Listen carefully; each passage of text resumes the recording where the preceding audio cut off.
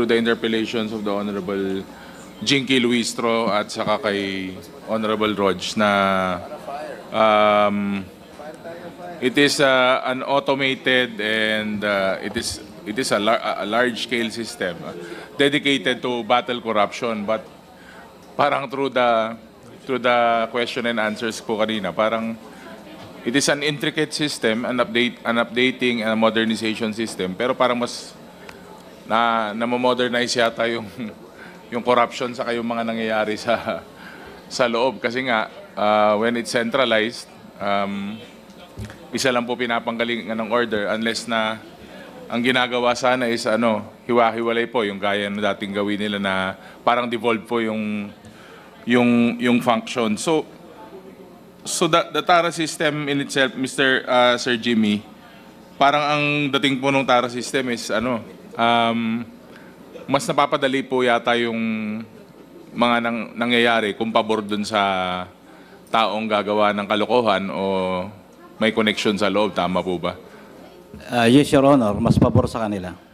So parang siya, magical system po talaga. Hindi siya designed to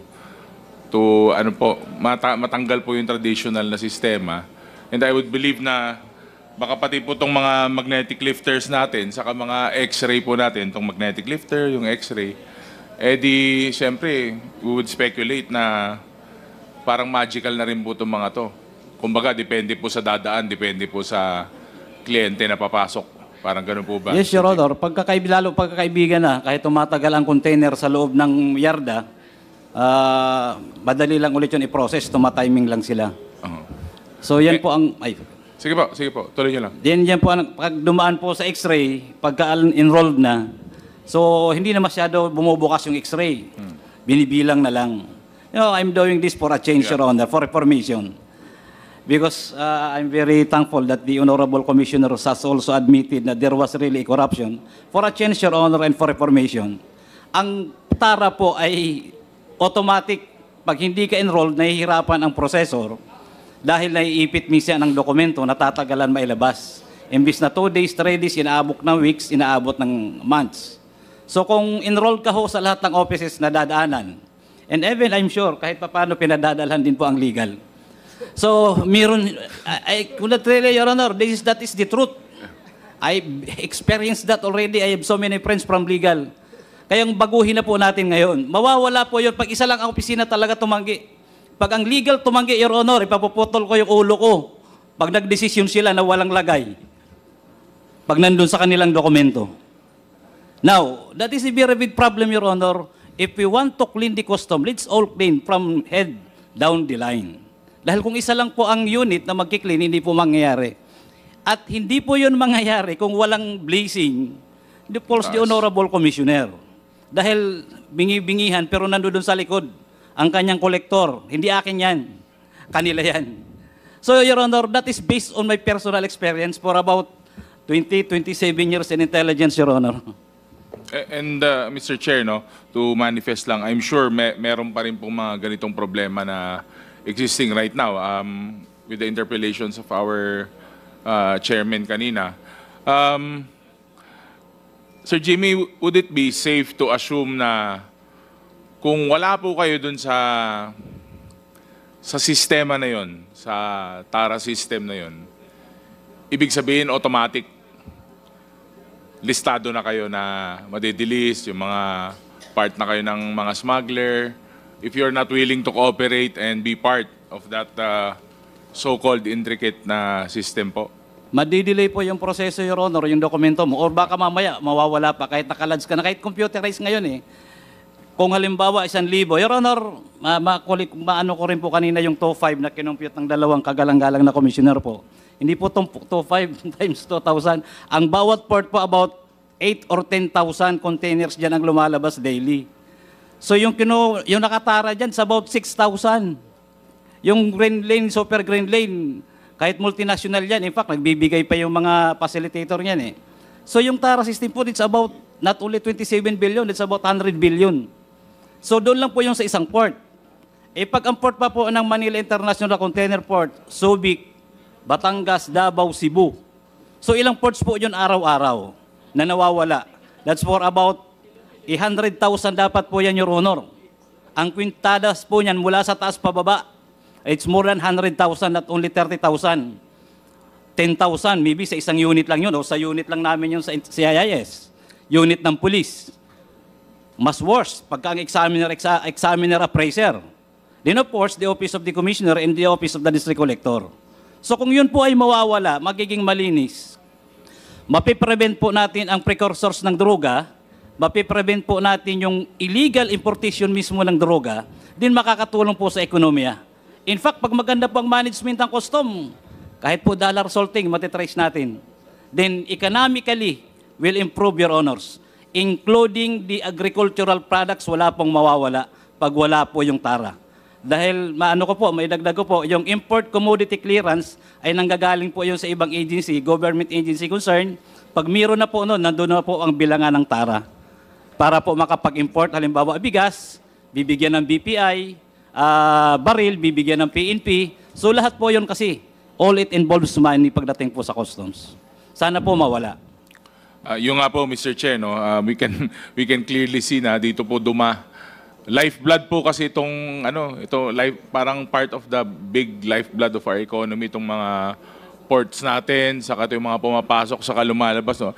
And Sir Jimmy, talagang based sa mga nasabi niyo po, no, talagang maniniwala ka talaga na did modernization help, or hanggat may mga kamay po dyan sa likod na pumipindot ng go signal, kahit anong klase pong sistema, kaya mong palusutan dito sa ating mga ports, saka sa ating customs. Tama po ba yun, Sir Jimmy? Would you agree?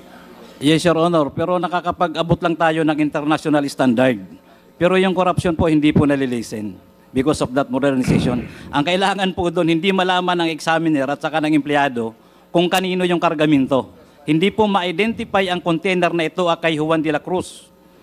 Ang kailangan po doon, yung accreditation, yung account management office, yung office na yon ay dapat po sigurado na yung mga incorporator, no, SEC-registered company ay siguradong tama, hindi po bogus.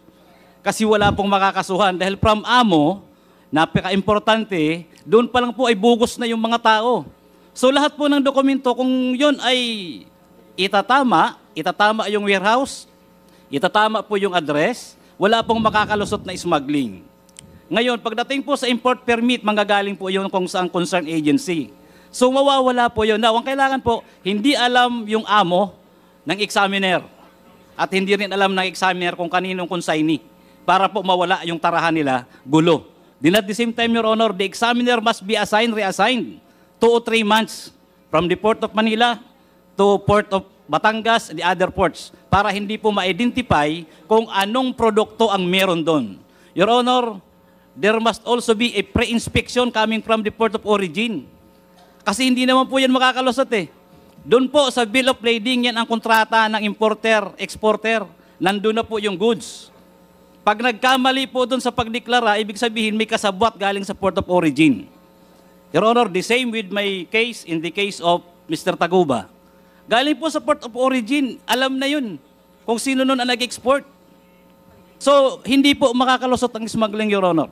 Pag mayroong pre-inspection representative, lalo na po kung mayroon din ang government ng particular bansa or country na mag-certify na yun ay tama, na importation, tama ang deklarasyon. At hindi po alam ng examiner at ang intelligence operative ng police, kahit po ang deputy commissioner, isa lang po dapat ang nakakaalam sa concerned product, kung ano ang product. And again, Your Honor, doon po sa amo, nandoon po yung importable materials.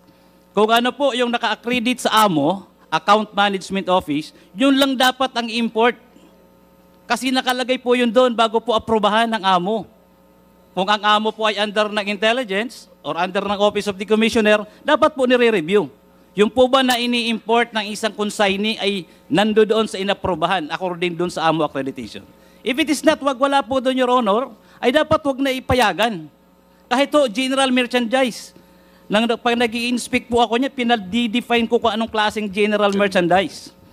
Kung yan ba ay shoes na swelas lang, yan ba ay kettle na So yan po, Your Honor, ay power po yan ng customs. Wala pong magkakaroon ng smuggling kung lahat po yun ay tatama.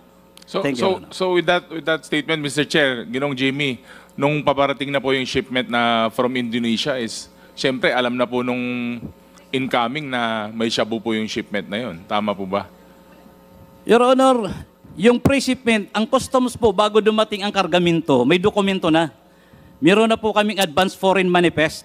I'm sure the district collector, the office of the commissioner, even sa aming opisina po, meron na kaming advance. Hindi pa ho dumarating yung barko, may dokumento na kami kung ano deklarasyon ng doon. So pag kami declared po, hindi malalaman. Pero po, galing po doon sa port of origin, alam na po yun kung ano ang laman ng barko. Anong laman ng container, rather. Kung anong laman ng container. Pero yun nga, pag hindi siya declared, pero there has to be someone who knows that there is an incoming na ganun po from our end. Tama po ba? Alam na rin nila na may parating na. Yes, Your Honor, kasi hindi po maglalakas loob yun mag-import kung hindi alam o hindi timbrado sa district o sa port na pagbabagsakan. Ibig sabihin, may linya na sila. Nag-uusap na sila, may presyo na yan kung magkano, kung paano gagawin. In my case, Your Honor, that is already more than 30 days. Abandoned shipment, hindi nila ginagalaw. Tapos nung hinuli namin, kami ang kinulong. I'm very sure, the Honorable Commissioner nandito po. Abandoned shipment yung hinuli namin. Wala pong nawalang kargamento kahit na ano sa loob. So, ibig sabihin, totally po nahuli namin yung shabu. Wala pong nawala kahit piso. Totally, hindi na ho nakalabas ng customs. So, ibig sabihin, may kasabot na yun doon sa district office or port na pagbabagsakan kung sino ang tuturuawi ng kargamento na yon, anong oras, anong gabi, or kaya ipaparalyze yung computer para mailabas po yung illegal na droga. Ano na, gagana na yung Brown out. Tara, yung Magic Lifter, saka yung mga Yes. Magic X-ray, no? Yes, Your Sir Honor. Jimmy. Opo. Mr. Chair, for a few questions na lang po. What has the BOC done? Kasi naging malaking issue to eh. So what are they doing now na para hindi po mangyari ulit to? Mabawasan o what has been their moves, kumbaga ano pong ginagawa nila para i-improve yung system, totally matanggal na o malesen man lang po yung mga ganitong problema natin, Mr. Chair. Anyone from the BOC can answer. Mr. Chair, we have learned from this experience, from this incident involving this EMT case, Your Honor, so that in the parameters, we have improved the parameters that was inputted by the Risk Management Office, so that this kind of importers, EMT was I think a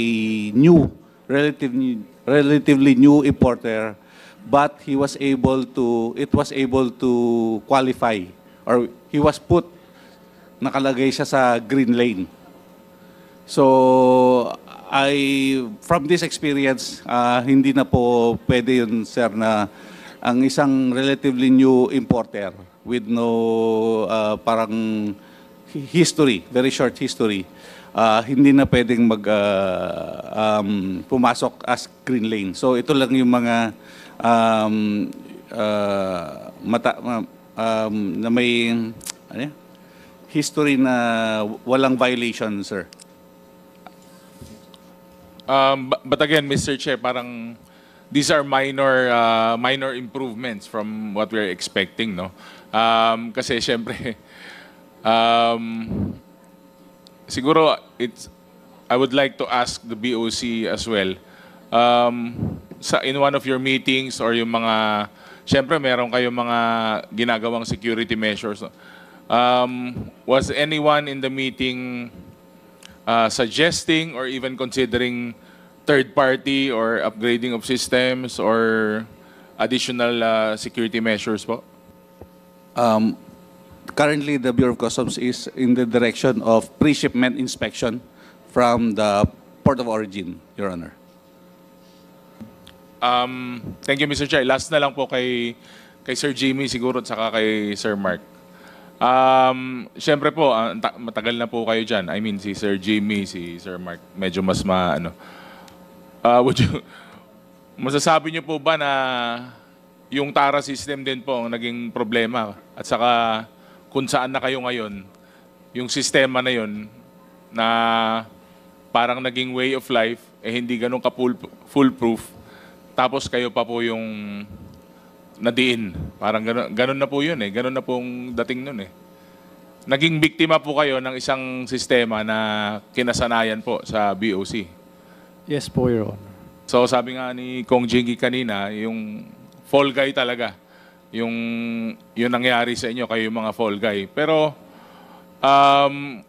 for my last question, sir, kung meron po bang representative dito, sa mga nag-file po ng cases against you, bakit kayo po yung agad na mga finailan nila? Ano po ang, kumbaga, anong inspirasyon nila? Ba't kayo agad? Yun napasok at nabigyan na-file ng sunod-sunod na mga kaso. Your Honor, sa case ko po ay pinaka-worst po yun dahil magkasama kami ng PDEA na nanghuli. I'm sure they were present today. Wala kaming pinakawalan kundi tinorn over properly sa PDEA. Then during the Senate hearing, nandun lang kami. I don't know what was the reason bakit nagkaroon ng conspiracy to import. Na present po ang PDEA during the time of the apprehension. Then the magnetic lifter loaded with shabu was also apprehended inside of the area of the Bureau of Customs. Hindi po nakalabas. Hindi pa po na-examine, kundi that was already an abandoned shipment. And hindi po namin makuha bakit po yung personnel ng Customs ay hindi po ginalaw, hindi nakasuhan. Bakit ko ako na isa sa mga nanghuli, ako po ang kinasuhan. Kasama po si then late Colonel Pajardo at saka si Colonel Acierto, then the rest. Ang pinaka-worst pa po noon, may umadmit pa kung sino ang may-ari ng kargamento na hinuli namin na nawawala hanggang ngayon. Hindi na makita. It was presented in the Senate. Then after na may present sa Senate, nawala yung umamin na kanya yung consignee, siya ang may-ari ng consignee. So ako na po ang hinabol ng hinabol nung dating administrasyon. And hopefully, Your Honor, we be given right and proper justice. Follow-up na lang po, Mr. Chair. Sir Jimmy, what are you expecting from all of these hearings? Kaya si Sir Mark, may expectation pa po ba kayo? O siyempre, naisiwalat nyo na po yung mga statements, yung mga kailangan yung sabihin through your affidavits. Is there still hope? Meron pa po ba kayong ine-expect na mangyari po dito sa mga hearings natin? Thank you, Your Honor. Of course, Your Honor, we are expecting a speedy trial of our case, especially in my case that I am on appeal. Then at the same time sana, Your Honor, pairalin po yung tama na batas, rule of law. Huwag naman po sana yung impluensya. Dahil nakitang-kita naman po kahit na hindi pa po abogado, hindi masyadong marunong sa legal, nandoon po yung katunayan na wala po kaming ginawa kundi hulihin lang ang illegal na droga sa loob mismo ng customs at wala pong nawawala. Thank you po. Thank you. Thank you, Mr. Chair. Mr. Chair. Thank you, Congressman Ortega.